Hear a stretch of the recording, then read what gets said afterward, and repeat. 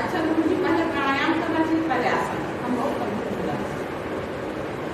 देखिए ऐसा है कि आप किस चीज़ के लिए कर रही हैं यह भी बहुत महत्वपूर्ण है। नहीं, रूटीन का जैसे मतलब कि आप ये कर रहे हैं कोई चीज रूटीन में।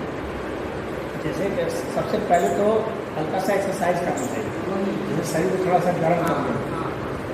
उसके बाद करने के बाद कुछ आसन कर लीजिए। हाँ, आसन कर लिए, उसके बाद फिर सुस्ताने के बाद आसन करने के बाद फिर सुस्ताने के हर बार आसन करने के बाद शवासन किया जाता है।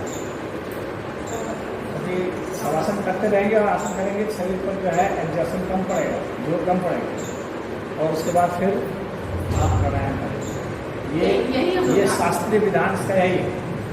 लेकिन मान लीजिए कि कोई आसन कर ही नहीं रहा है, ये सब कर ही नहीं रहा है, तो वो प्राणायाम नहीं कर सकता। लेकिन अगर इन दोनों में पहले कौन करना है, तो पहले तो आसन ही होता है, और आसन के भी पहले एक्सरसाइज होती है, शरीर को गर्म करने को वार्म अप करते हैं, शरीर को गर्म करके किया जाता है। अच्छा गुरुजी, जैसे अभी ये जो टाइम है, लाइक उस टाइम वायरस, बैक्टीरिया, ये सब बहुत, फंगस, ये सब बहुत ग्रो करते हैं, तो सर इससे होने वाली बीमारियां भी बहुत है, जैसे एक्जिमा, वायरल, तो इन सब का उपचार क्या होता है? क्योंकि एक्जिमा में हम देखते हैं कि जब एक्जिमा होता है लोगों को तो शरीर वैसा काला काला पड़ने लगता है, तो मतलब बाकी सब तो ठीक होता है लेकिन वो कालापन बढ़ जाता है, तो उसके लिए क्या किया जाना चाहिए? देखिए, अगर ऐसे इन्फेक्शन है तो उसके लिए प्राणायाम तो बहुत अच्छा होता है। हाँ, और इसमें भी कौन कौन से प्राणायाम अच्छे होंगे, तो आपने 3-4 तरह की चीज़ें पूछ ली है ना। तो जैसे कि इन्फेक्शन हो गया, ये तो चर्म रोग की बात है। हाँ, एक्जिमा हो गया या और भी कोई भी इसमें आ जाता है, कोई भी स्किन डिजीज है। मतलब मेरा फोकस स्पेशली एक्जिमा पे है। एक्जिमा पर है ना, तो आपके लिए क्या क्या है? देखिए, एक तो है प्राण अपान संयुक्त प्राणायाम, एक है कपालभाति प्राणायाम। पहला क्या? प्राण अपान संयुक्त प्राणायाम देख लीजिए, प्राण अपान संयुक्त प्राणायाम और कपालभाति प्राणायाम और नाड़ी शोधन प्राणायाम। ये 3 प्राणायाम हो जाएंगे तो आपको एक्जिमा से संबंधित समस्या नहीं रहेगी। एक्जिमा, स्किन डिजीज वगैरह की जो आ सकती है। तो अब इसको तो आप क्या क्या करती हैं इसके लिए? आपको अभी है समस्या? हाँ, अभी तो है। हाँ। मतलब ऐसे कुछ नहीं जो यहाँ रूटीन में होता है, सूर्य नमस्कार और सारे प्राणायाम वगैरह वो सब करते हाँ, हैं। वो तो ठीक है। जैसे स्पेशल आपको ये करना फोकस पड़ेगा, करके कभी नहीं किया। स्पेशल फोकस ये करना पड़ेगा जिसको बीमारी है एक्जिमा की। तो प्राण अपान संयुक्त प्राणायाम, लेकिन ये कपालभाति कैसे करते प्राणायाम। हैं? पहला प्राण अपान से कपालभाति तो आप लोग करते होंगे ना, तो कपालभाति 108 से कम नहीं करना। 108। हाँ, 108 करना है, ध्यान रखिए। और प्राण अपान संयुक्त प्राणायाम बता रहा हूँ, तो ये थोड़ा सा कठिन है।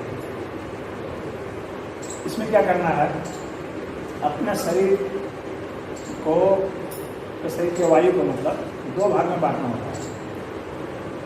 नीचे का हिस्सा को हमें ऊपर लाना है और ऊपर के हिस्से को नीचे धकेलना है, यानी ऊपर की ताकत हम लगाएंगे नीचे और नीचे की ताकत को ऊपर लगाएंगे। दोनों ताकत जो है नाभि के पास मिलना चाहिए। हाँ, जैसे कि पहले क्या करेंगे कि सांस को छोड़ देंगे बाहर, सांस को छोड़ देंगे बाहर, निकाल देंगे, रेचक क्रिया।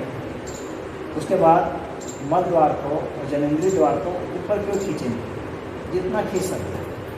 इसके बाद क्या करेंगे कि सांस भरेंगे और उसको खींचे हुए ही रखेंगे और उसी खींची हुई स्थिति में ही सांस भरेंगे। ये इस चीज़ को अच्छा समझ लीजिएगा, या नहीं कि उसको छोड़ दिए वापस अपनी पोजिशन पर चला गया, ऐसा नहीं। जो खींचे हुए रखेंगे, उसके बाद जितना सांस भर सकते हैं भरेंगे। अब भरने के बाद इसको दबाएंगे नीचे, प्रेशर नीचे डालेंगे।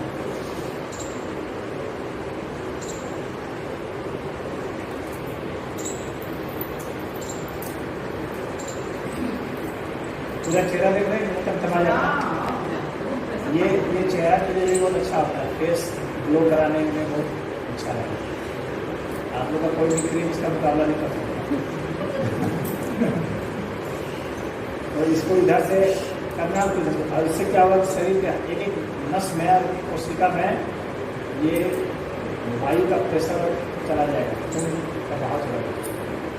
एक्जिमा होता है ना, इसीलिए होता है कि खून का बहाव कम हो जाता है जिस क्षेत्र में, उस क्षेत्र में वो डेवलप करता है। फंगस है, फंगल इन्फेक्शन होता है एक्जिमा, तो वो डेवलप कर जाता है। इसको करने से वो दूर हो जाएगा। तो आपको इसे 108 बार तक ले जाना है, काफ़ी कठिन है करना। वैसे इसको एक बार ही करना बहुत कठिन है। पता चल रहा है पूरे चेहरे हाँ, पे। इसको एक बार ही करना बहुत कठिन है और आपको इसको डेवलप करते हुए वहाँ तक ले जाना है। लेकिन यह है कि इसको कर लेने पर शरीर का एक एक अंग मजबूत हो जाएगा, बहुत मजबूत रहेगा। कान संबंधित जिसको समस्या होती है, हाँ, या आँखों की समस्या, या सर दर्द रहता है, या गले में समस्या है, या बचता नहीं है, या भूख नहीं लगती है, या मोटापा भी है, हार्मोन्स भी सही होते या हैं मोटापा भी है, यानी हर चीज़ में फायदा करेगा। ये इतना अच्छा प्लान है, कल्पना थोड़ा कठिन है ये स्वीकार नहीं करना। नहीं, वो वायु प्राणायाम में वो यहाँ तक बंद लगाते हैं, एक बंद लगाते हैं, एक लगा के यहाँ पर, यहाँ वाला लगा के, फिर जब सांस भरना है, तो यही चाहिए ना। हाँ, सांस को भर लेंगे, अभी प्रेशर करेंगे नीचे को, भर के तब नीचे नीचे प्रेशर दबाएंगे, पूरी जोर लगा देंगे कि अपनी सारी ताकत को दिक्कत रखेंगे, हाँ हाँ, और नीचे की ताकत को कोशिश करेंगे कि ऊपर रखेंगे, और दोनों की टक्कर यहाँ नाभि के पास होनी चाहिए। अच्छा, हाँ, और उस वक्त में जो टक्कर होगी वो उसमें कुंभक रहेगा, कुंभक लगा हुआ रहेगा, तो बहुत जोर प्रेशर बनेगा पूरे शरीर में। लेकिन ये मतलब जो गर्भवती महिला है उसको इसको नहीं करना है, ध्यान रखो, बहुत खतरनाक है। हम लोग ज़्यादा बात प्रेशर रहेगा। क्या बात है, एक आध महीना ज़्यादा बात किया तो हाँ हाँ हाँ, और धीरे धीरे बढ़ाइए। हाँ, देखिए आप एक ही बार कीजिए, रोज रोज एक ही बार कीजिए, एक बार कीजिए। जब आप करने में जब ताकत आपको लग गया, जब मैं कर पा रही हूँ, आपको कोई दिक्कत नहीं हो रही है, 2 बार कीजिए, फिर 3 बार कीजिए, ये आपके अपनी शक्ति के हिसाब से। लेकिन इसकी आदत से सिखाना कि कब छूटेगा, ये भी तो एक प्रश्न है ना, कब छूटेगा। तो इसके बीच में छूट जाएगा, लेकिन 108 बार करने पर गारंटी से छूटेगा, उस दिन गारंटी से छूटेगा। ऐसा नहीं हो सकता कि नहीं, वो कभी नहीं। ये कितना देर होल्ड करना है, आपकी शक्ति करना है। आपके पास जितना कुंभ करने शक्ति, जितनी प्राण शक्ति आपकी होगी, उतनी देर तक आप होल्ड कर सकते हैं। और जितनी ज़्यादा होल्ड करेंगी उसका प्रभाव उतना ज़्यादा मैंने होल्ड होगा। कई बार करना बहुत ज़्यादा महत्वपूर्ण नहीं है, जितनी देर तक हम कर सकते हैं वो ज़्यादा महत्वपूर्ण है।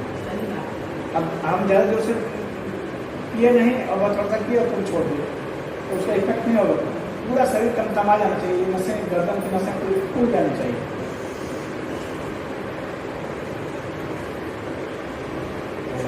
ये समझ गए कि और दिखाएंगे बताते, इसको समझना भी जरूरी है। समझ नहीं पाएंगे तो फिर पहले सांस छोड़ेंगे, पहले सांस छोड़ेंगे, छोड़ने के बाद मल द्वार को, जननेंद्रिय द्वार को ऊपर को खींच लेंगे। जब लगेगा कि हम उन्हें खींच करके वहाँ की ताकत को हम नाभि तक पहुँचा दिए, तब सांस भरेंगे। तब जब सांस भर लिए तब फिर सांस रोक देंगे, तब नीचे से नीचे को दबाए थे, अब हम नीचे को दबाएंगे जैसा।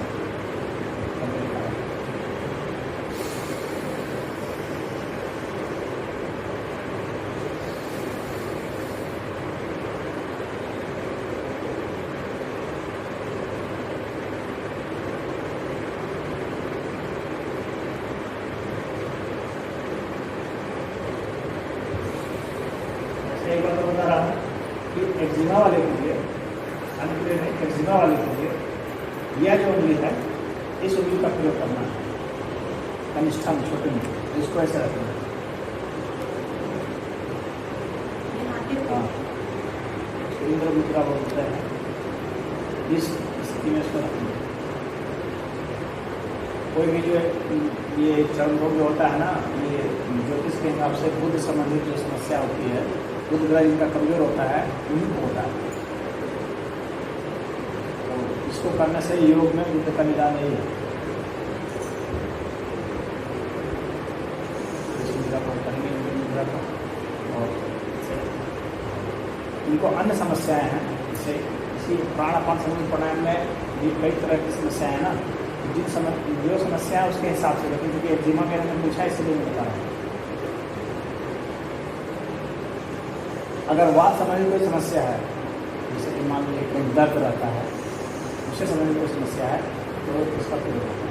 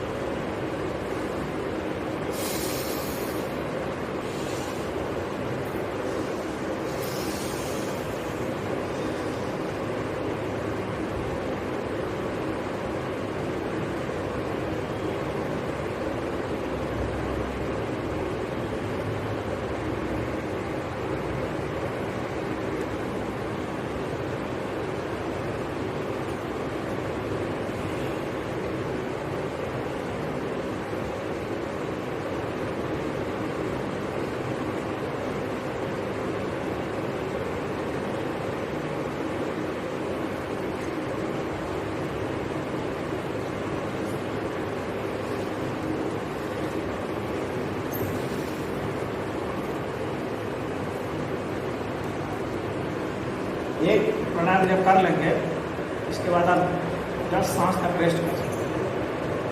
जैसे एक किए तो 10 सांस तक रेस्ट किए, उसके बाद पुनः इसको फिर 10 सांस तक रेस्ट किए, फिर पुनः इस तरीके से इसको हम जाइए। ठीक है, बाकी तो आप करते ही हैं। मस्तिष्क के लिए भी अच्छा है ना? हाँ मस्तिष्क हाँ, माइंड के लिए बहुत ही अच्छा है। जिसको ब्रेन ट्यूमर है, जिनको ब्रेन ट्यूमर है या आघात हुआ है, एक आधा दर्द करता है, उसके लिए बहुत अच्छा है। माथे संबंधित कोई समस्या है उसके लिए बहुत अच्छा है। फेस संबंधित कोई समस्या बहुत अच्छा है। हृदय संबंधित कोई समस्या, फेफड़ा संबंधित कोई समस्या, या हर समस्या के लिए अच्छा है, बहुत ही अच्छा होता है। थोड़ा जरूर तो आप लोग करेंगे, इसका इफेक्ट देखेंगे, बहुत ही अच्छा है। 13-14 साल का बच्चा है, जिससे उसका झुकते ये निकल गया है। क्या हो गया है? मतलब ऐसे जैसे झुकता है ना, पता नहीं क्यों ऐसा निकल गया है। अच्छा अच्छा, हाँ, उसके लिए कोई योग चलता है। लेकिन वो रहता है यहाँ तक तो मरीज का खुद रहना ज़्यादा जरूरी है।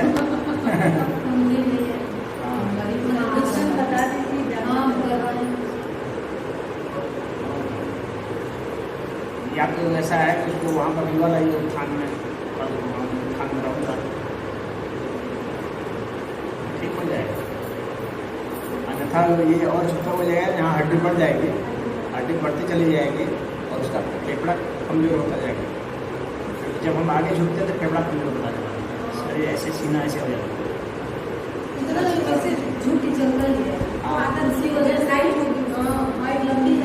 नहीं, हाइट की वजह से नहीं आदमी झुकता है, हाइट की वजह से नहीं झुकता है। ये था थोड़ी लंबे आदमी सीधा नहीं चलते, ऐसा थोड़ी होता है। नहीं, उसकी आदत हो गई। हाँ, वो पहले ठीक था, अब धीरे धीरे वो गर्दन को ऐसे झुका लिया है, तो ऐसे से आपको हल्का, मतलब अभी उतना नहीं, हल्का फुल्का। हम सोचे कोई योग बता दें। बिल्कुल योग है, बहुत विपरीत भू नसाग्र स्पर्शासन। विपरीत भू नसाग्र स्पर्शासन आपको कहते थे। भूमि नन्यासन। विपरीत भू नसाग्र स्पर्शासन करके नाम हाँ, चक्रासन में, चक्रासन की स्थिति में आएंगे और वो काफी कठिन है, वैसे कठिन आसन है। नाम को ऐसा कोई होगा ना पूरा। हाँ, चक्रासन में जाते हैं। हल्का सा बता देता हूँ।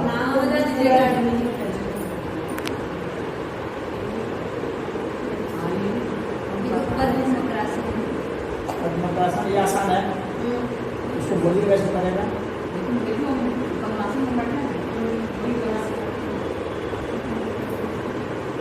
लेकिन छूटने की गारंटी जो है इसमें नहीं होगी, ये मदद करेगा, गारंटी तो उसी में होगी।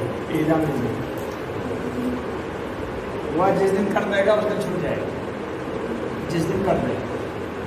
लेकिन चूंकि हड्डी जिसकी बढ़ गई है ना, वो इतना आसान नहीं। लेकिन कुछ तो करेगा, जैसे यहाँ तक आएगा, फिर यहाँ तक आएगा, यहाँ तक आएगा, धीरे धीरे धीरे यहाँ तक एक दिन आ जाएगा। 3 महीने 4 महीने में वो यहाँ तक सटा देगा, ना सटा देगा। तो इसका ट्रिक बताइए चक्रासन का, हमसे तो होता ही नहीं है। चक्रासन का कुछ ट्रिक बताइए कि हमसे भी हो जाएगा। हो जाएगा। आज ही बता दीजिए। बता ही नहीं ना, सैलजा कर लेती थी इतनी मोटी थी, हम लोग को होता ही नहीं था। ये ना ट्रिक नहीं है, लगता है ये इतना भारी हो गया कि जमीन में सटा हुआ है। हाथ को पीछे मोड़ लेना है। हाँ तो नहीं, फिर ये पत्थर हो जा रहा है, ये भी नहीं रहा। ये एकदम लगता है कि पत्थर हो गया, अभी लेगा नहीं। अच्छा, कुछ ट्रिक होगी जरूर जिससे कि फिर ये उठता होगा। हाँ तो ऐसा है ना कि सर के बल पर हो जाते हैं ना, नहीं लगी। सर के बल पर होना होगा। अच्छा, तब बताइए कैसे संभव है? मैं बताता हूँ, उसका स्टेप बता देता हूँ। हाँ, स्टेप बताइए थोड़ा। ऐसे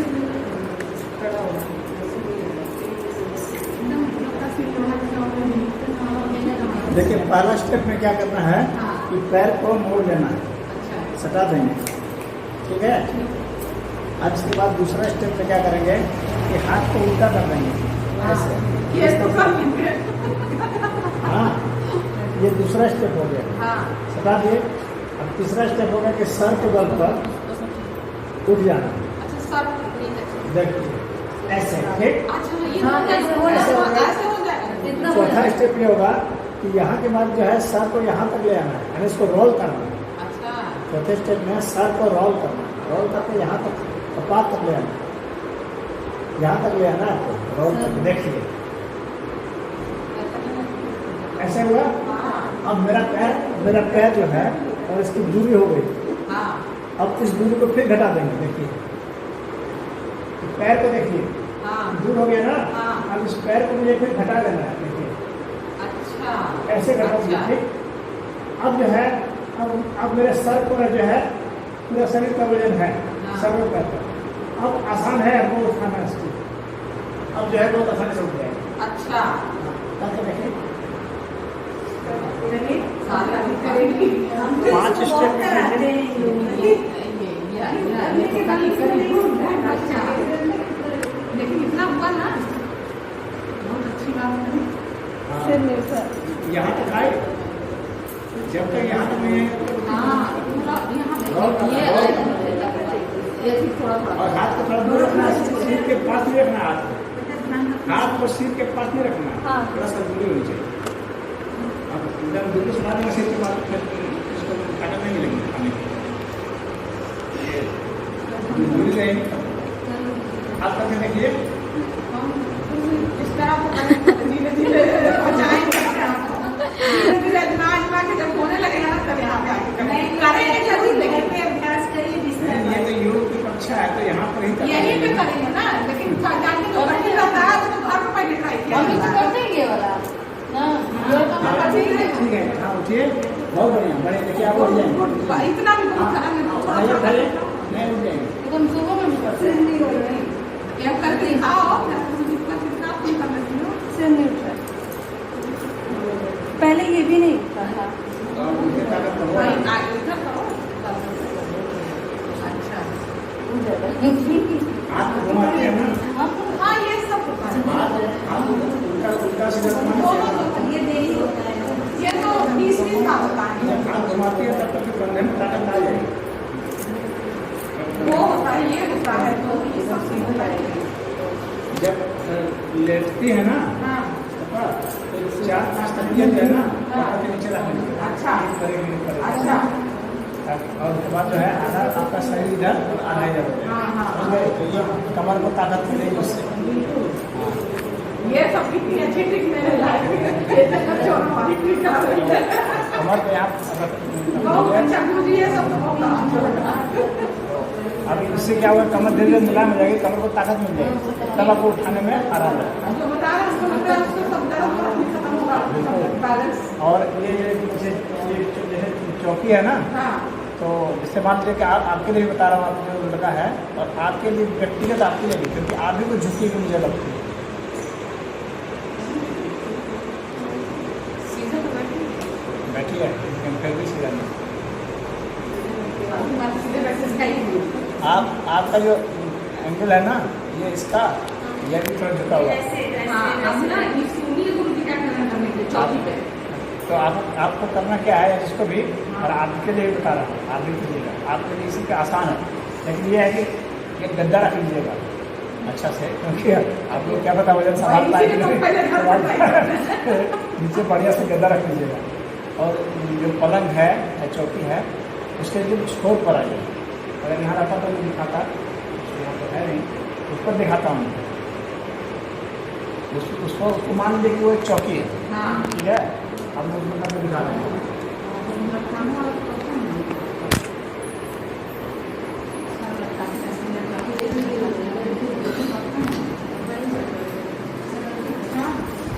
देखिए ऐसे लेट गए, ठीक है। अब धीरे धीरे क्या करेंगे कि इसको हम नीचे लाएंगे, ऐसे हाथ वैसे कर देंगे, ऐसे में पड़े रहेंगे। अच्छा, हाँ, इसी पड़े रहेंगे। जब अब दर्द जो है ना हमारा, यहाँ दर्द हो रहा होगा तो दर्द को बहुत आराम मिल जाएगा। फिर क्या करेंगे, धीरे धीरे थोड़ा शिफ्ट करेंगे, हल्का सा ऐसे हो जाएंगे। फिर यहाँ पर रुकेंगे बहुत देर तक। फिर जब दर्द को बहुत आराम हो जाएगा, फिर थोड़ा सा और ऐसे हो जाएंगे, फिर इस तरह से हो जाएंगे। इस तरह से रहेंगे। हाथ से थामने के गिरने के डर रहे तो, लेकिन हाथ से ज़्यादा हाथ को बल नहीं देंगे, बस हाथ को खाली सुरक्षा के लिए रखे रहेंगे। ये नहीं कि हाथ से उठाएंगे इसको, एकदम सुरक्षा खाली सीधे से छुए रहेंगे बस, ताकि गिरे नहीं। और नीचे नीचे रख लीजिएगा कुछ गद्दा वगैरह, और फिर उसको थोड़ा सा फिर शिफ्ट करेंगे हल्का सा, फिर ऐसे इसी तरह से शिफ्ट करते हुए जितना देर तक आ सकते हैं। इसके बाद फिर जो है आप उठ सकते हैं। आप उतना ही देर तक कोशिश कीजिएगा जहाँ तक कि आप उठ सकते हैं। ऐसा नहीं होने तो दूसरे की मदद लेनी पड़ेगी।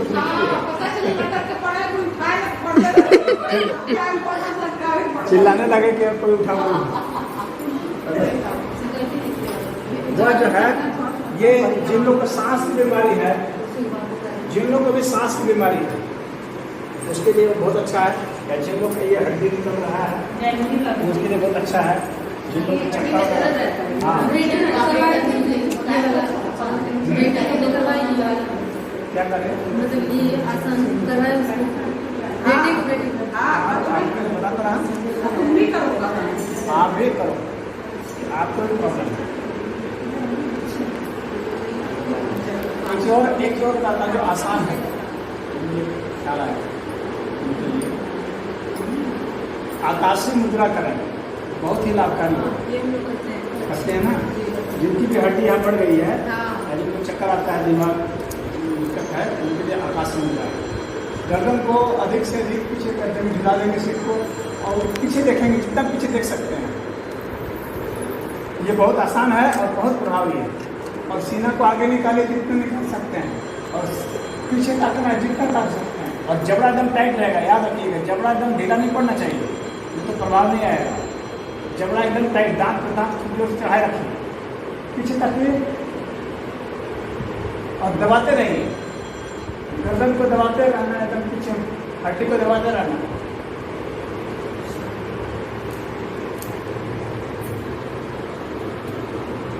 छूटेगा का 760 सांस, 760 आधा घंटा करें। सांस जो मिलता है ठीक है, नहीं तो आधा घंटा ऐसे पीछे। हाँ, लेकिन आप शुरू में मान लीजिए 2 मिनट कीजिए, थोड़ा बढ़ाइए, आधे घंटे तक जाना है। और इसको करने से क्या क्या फायदे मैं बताता हूँ, बहुत ज़्यादा फायदे हैं। आकाशीय मुद्रा से बहुत ज़्यादा लाभ है। मस्तिष्क संबंधित कोई भी बीमारी हो तो उसमें लाभ है। फेफड़ा संबंधित कोई बीमारी है उसमें लाभ है। आँख को लाभ है। हाँ, और जिन लोगों को चक्कर आते हैं या साइनस संबंधित कोई दिक्कत है या स्पॉन्डिलाइटिस है, उनको लाभ है। या शोल्डर पेन है, कंधे जो है ना, जो कमज़ोर हैं, कंधे जकड़ जाते हैं, उनको बहुत लाभ है। पीठ में जिनको दर्द रहता है, बैक पेन होता है, वो बहुत ही उसको लाभ करेगा। जैसे करके झुक करके पढ़ते होते हैं, उनको तो बहुत दिक्कत होती है ना, पीठ में दर्द रहता है, तो उनके लिए बहुत अच्छा है। पीठ में दर्द, उनको दर्द है, आराम कर देगा। और खांसी वाली जो आती है, खांसी तो कभी फिर आएगी ही, और कभी सांस की बीमारी होगी नहीं, कितना भी बुढ़ापा आ जाएगा सांस की बीमारी नहीं होगी। ये वाला करने से हाँ, और कब समझ लिया, और इतना आसान भी है करना है ये, मतलब आसान। आधा घंटा वाला करके। हाँ, लेकिन आधा घंटा जाना कठिन है, मानता हूँ, लेकिन 3-4 मिनट तो आप कर ही लेंगे और उसे धीरे धीरे धीरे धीरे अपना बढ़ाते रहिए। सामान्य रूप से स्वस्थ रहने के लिए 15 मिनट इसको करना काफ़ी है, लेकिन जिसको वास्तव में पूरा का पूरा कोई बीमारी है, ठीक करना है तो आधा घंटा, लेकिन सामान्य रूप से आप 15 मिनट कीजिए, 10 मिनट भी कीजिए, चलेगा। फेफड़े में कोई दिक्कत है ना, जैसे दमा है, ब्रोंकाइटिस है, फ्लोरोसिस है, कफ आता है, खून आता है, टीब आता है, तो वो एकदम ठीक हो जाएगा। हृदय संबंधी में कोई दिक्कत है, रक्तचाप में कोई परेशानी नहीं, ये ठीक कर दो, बहुत ही अच्छा है। तो ये हम लोग उसमें भी शामिल हो गया। आकाश